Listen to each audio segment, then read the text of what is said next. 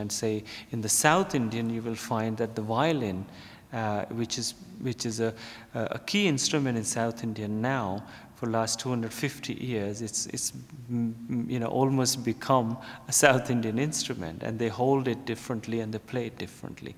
So that accompanies the voice always, and there's a percussionist and then a drone set up, sometimes two drone instruments we call tanpuras, So this is a typical kind of arrangement, and if you have an instrumental, the vocalist is replaced and they have the instrumentalist, and there's a person accompanying the instrument, and then you have some drone kind of a thing. So this is a typical kind of a thing, And when you see on the stage a tabla, which is an upright sort of percussion instrument, immediately you get to know that's a North Indian ensemble, and then you might have a sitar, which is the key North Indian instrument.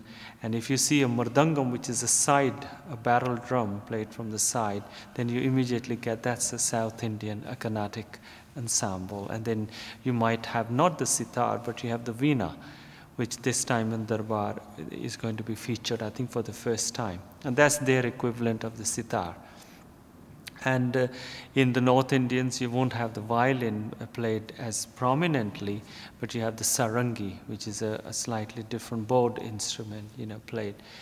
So the idea is that the instruments work more or less in an accompanying kind of a role. If they're not solo, then that's it. And the ensembles are much more smaller ensembles.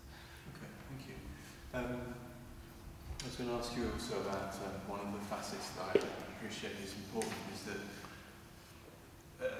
the musicians who come to perform will be there for a period of time.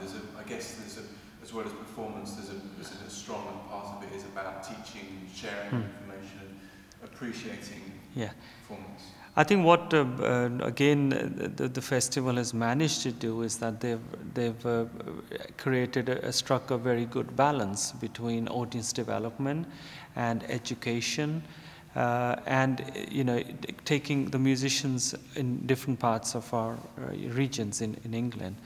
And so you see musicians will also be kind of doing mini tours while they are here, or they come before, or they stay on afterwards. And then we also have what we call a shiver. Shiver means a retreat, a very intense kind of a retreat for a few days, where the very advanced students get to meet these musicians and work with them in a very intense kind of a way.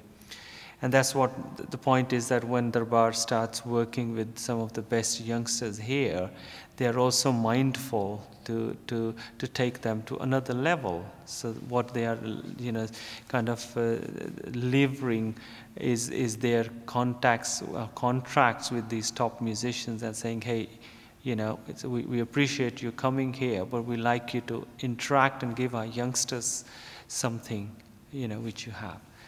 And so there's a very good balance in all these kinds